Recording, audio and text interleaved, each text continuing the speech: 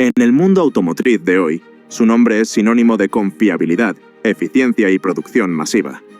Cada 30 segundos, uno de sus vehículos sale de una línea de ensamblaje en algún lugar del planeta.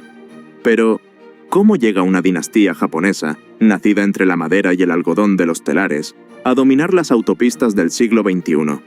La respuesta no está en el acero, sino en un hombre obsesionado con la mejora perpetua. Un hombre que tuvo que ver cómo su primera gran aventura automotriz se derrumbaba antes de que pudiera empezar. Esta es la historia de Kiichiro Toyoda, y su viaje comienza con el sonido rítmico de una máquina de tejer. Nos encontramos en un Japón que lucha por modernizarse, a principios del siglo XX. La tierra de los samuráis está abrazando la industrialización a toda prisa. El patriarca, Sakichi Toyoda, no sueña con automóviles, sino con hilos. Es un inventor brillante, el hombre que ha revolucionado la industria textil japonesa con sus telares automáticos. Estos telares son una maravilla de la ingeniería de la época, capaces de detenerse automáticamente si un hilo se rompía, evitando desperdicios. Un concepto que, sin saberlo, sentaría las bases de lo que décadas más tarde sería el sistema de producción Toyota.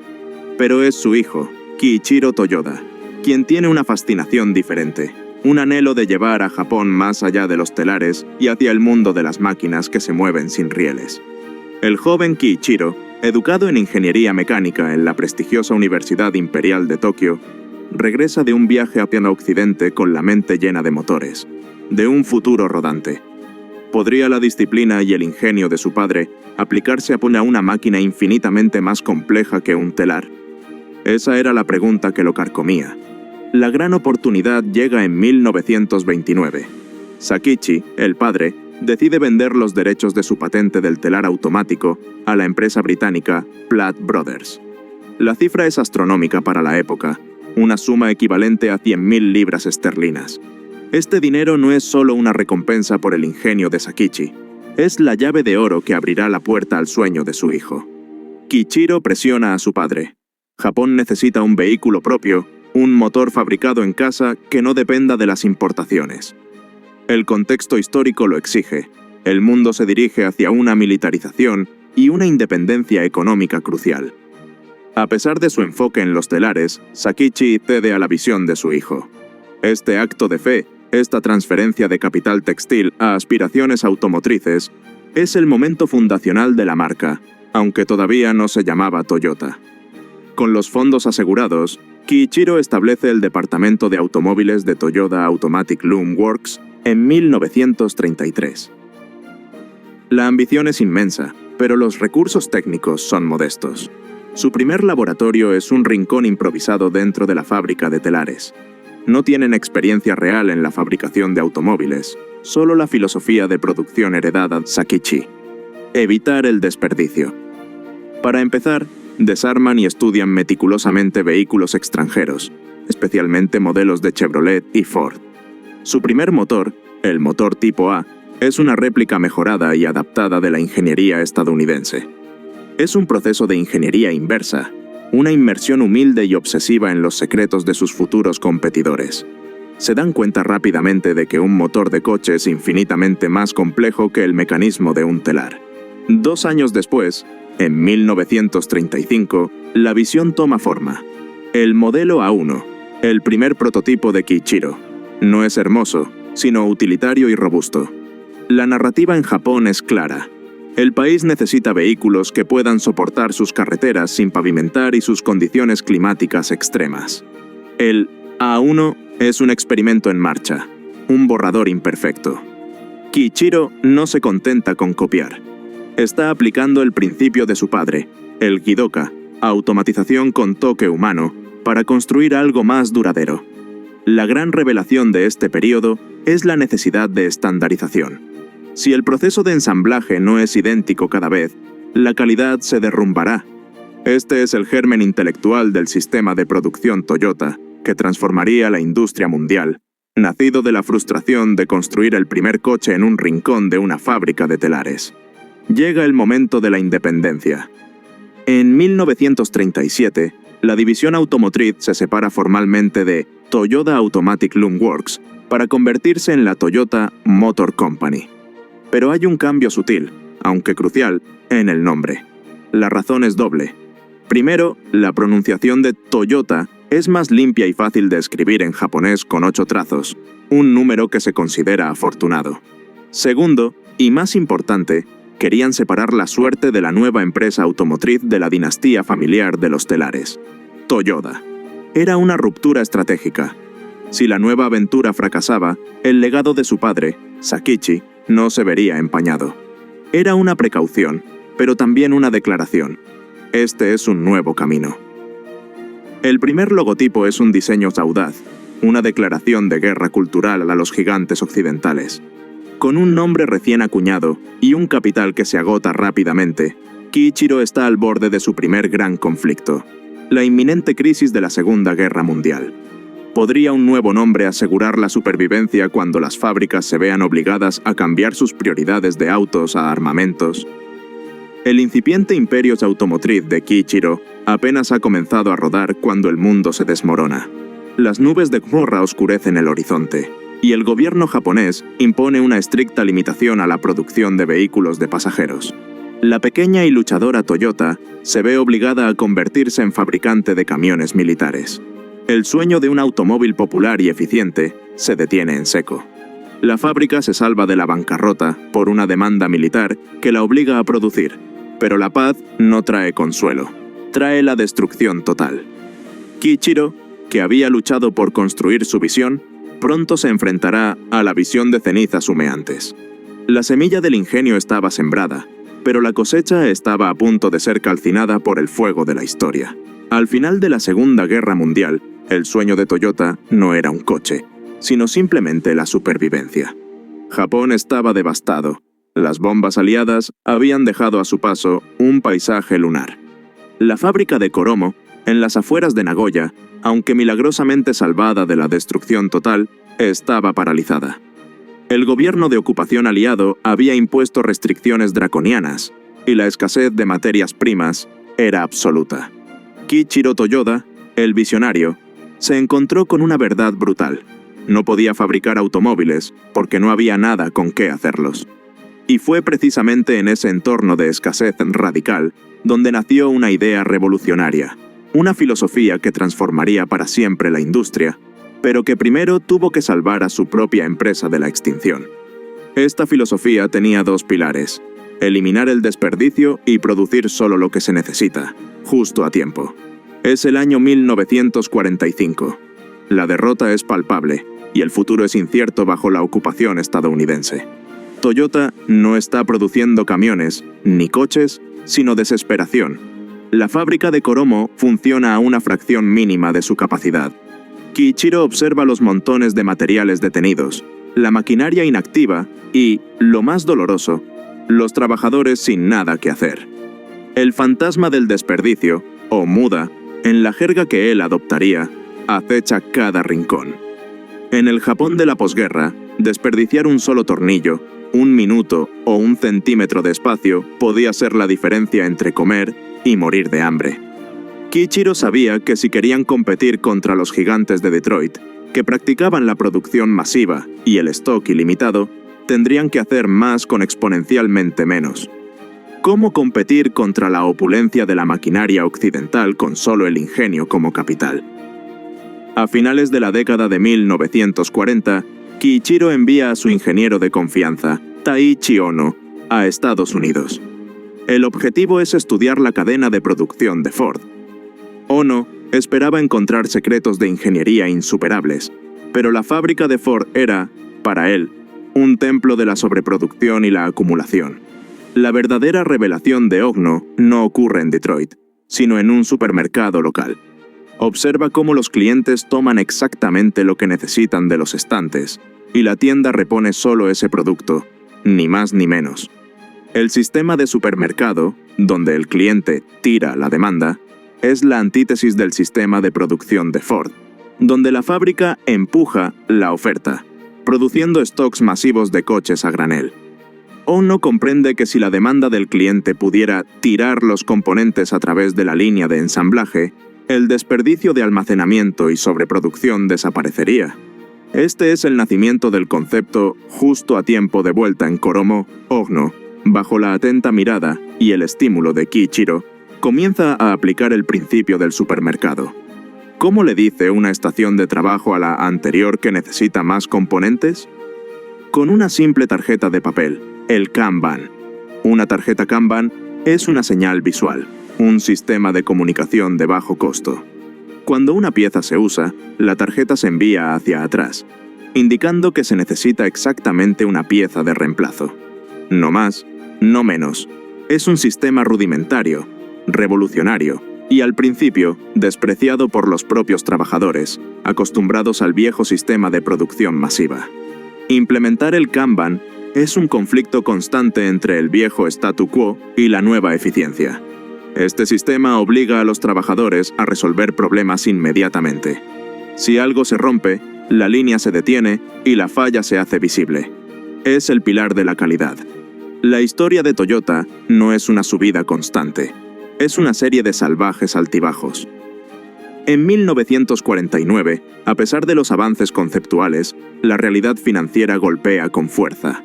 Japón está sumido en una profunda recesión de posguerra Tokuata, y Toyota se encuentra al borde de la bancarrota. Los bancos, temerosos de la deuda acumulada, exigen una reestructuración brutal.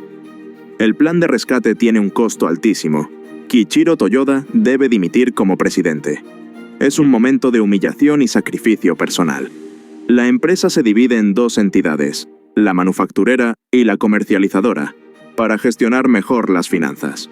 Kiichiro entrega su liderazgo para salvar a su empresa, pero mantiene su fe en el sistema de producción que ha cocinado a fuego lento. Es la ironía más dura. El arquitecto del futuro de Toyota tiene que dejar su puesto justo cuando su visión comienza a tomar forma. Justo cuando el futuro de Toyota se ve más sombrío, la geopolítica global interviene. En 1950 estalla la Guerra de Corea. Las fuerzas de ocupación de las Naciones Unidas necesitan urgentemente vehículos, camiones y repuestos para el conflicto. De repente, Toyota, que había estado luchando por la supervivencia, recibe un gigantesco pedido militar de miles de vehículos. Es un contrato que le inyecta liquidez de manera inmediata y desesperada. La guerra no solo salva a la empresa de la bancarrota, sino que le da la oportunidad de probar y perfeccionar su naciente sistema de producción Toyota, TPS, en un entorno de alta demanda y presión extrema. La guerra, el destructor de naciones, se convierte irónicamente en el salvador financiero de la compañía. Sin este respiro, el futuro que conocemos de Toyota nunca habría existido. La crisis había pasado, pero la paz trajo una tristeza profunda. Exhausto y con la salud deteriorada tras el sacrificio personal de la renuncia y la tensión de la guerra, Kiichiro Toyoda muere inesperadamente en 1952, a la edad de 57 años. El hombre que había soñado el telar rodante nunca vería su sistema de producción conquistar el mundo. Dejó un legado intelectual incompleto, un motor de eficiencia que apenas comenzaba a encenderse, y una empresa aún pequeña y muy japonesa. El mundo seguía creyendo que el futuro del automóvil estaba en los 8 americanos y la producción masiva. Pero con Kiichiro fuera del escenario, su sistema, refinado por Ogno y otros, estaba a punto de enfrentar su prueba de fuego, la que lo convertiría en leyenda. La invasión de los Estados Unidos con un coche tan pequeño y simple que parecía imposible competir. A mediados de los 1950, el automóvil americano no era solo transporte, era una declaración de prosperidad. Eran enormes, sedientos de gasolina y símbolos de una nación que no conocía la escasez. Mientras tanto, en Japón, la pequeña Toyota luchaba por consolidar su recién bautizada filosofía de eficiencia tras la muerte de su fundador. La compañía era un productor regional, desconocido fuera de Asia. Pero la ambición de Kiichiro, ahora heredada por su sucesor, Eiji Toyoda, primo de Kiichiro, era clara. Debían competir en el mercado más grande y más despiadado del planeta, Estados Unidos. Era una tarea que rozaba lo imposible. Sus primeros intentos fueron desastrosos, casi fatales, pero la lección aprendida en el fracaso y la creación de un modelo que redefinió el coche familiar fue el golpe de gracia que les permitió cruzar el Pacífico y sentar las bases de su imperio global. En 1957, Toyota realiza su primer y audaz intento de entrar en el mercado estadounidense con el Toyopet Crown. El nombre, Toyopet, sonaba extraño y un tanto ridículo para los oídos americanos. Lo peor fue el coche en sí. Diseñado para las carreteras lentas, estrechas y con baches de Japón, el Crown no estaba preparado para las velocidades de las autopistas americanas. Sus motores eran débiles, su peso excesivo y se sobrecalentaba constantemente. El auto se vendía a cuentagotas. El fracaso era total. Toyota retira el Toyopet del mercado y su equipo de ventas en California casi desaparece. Este monumental error de cálculo fue una dosis amarga pero necesaria de realidad. Les enseñó una lección fundamental. No puedes simplemente vender un coche japonés en América. Tienes que diseñar un coche para América. Había que volver a la mesa de dibujo. A pesar del fracaso del Crown, la presión interna para que el sistema de producción Toyota, TPS, funcionara se intensificó. Eiji Toyoda y Taiichi Ohno sabían que su única ventaja competitiva contra la producción en masa de Detroit era la calidad implacable y la eliminación de costos. Si el JIT funcionaba correctamente, si el Kanban controlaba el stock perfectamente y si el Jidoka, detener la línea por fallas, eliminaba los defectos, podrían vender un coche más confiable a un precio más bajo. Este periodo, a finales de los 50, es de intensa reestructuración cultural. Los empleados son incentivados a no solo hacer su trabajo, sino a mejorarlo constantemente, Kaizen. El conflicto es interno. Convencer a cada trabajador de que él es un inspector de calidad, no solo un operario. Toyota necesitaba un vehículo que cerrara la brecha entre el pequeño coche japonés y el gran coche americano. La respuesta llegó en 1962 con el lanzamiento del Toyota Corona. No era un coche de lujo ni un deportivo. Era el arquetipo de la fiabilidad familiar. Estaba diseñado con la mentalidad de TPS. Simple, fácil de fabricar, con piezas intercambiables, pero sobre todo, duradero. El Corona se convirtió rápidamente en un éxito en Japón y en Asia por su robustez, pero el verdadero punto de inflexión fue su uso inesperado en Estados Unidos. Se convirtió en el coche de elección para los militares estadounidenses en misiones en Japón y para los expatriados. Estos usuarios se llevaron la experiencia a casa, creando una primera, aunque pequeña, base de clientes fieles que valoraban la confiabilidad sobre el cromo. Fortalecidos por el éxito del Corona en su mercado doméstico, Toyota lanza un segundo asalto en Estados Unidos a principios de los 60. Esta vez, el nombre Toyopet es descartado. El vehículo se vende simplemente como Toyota.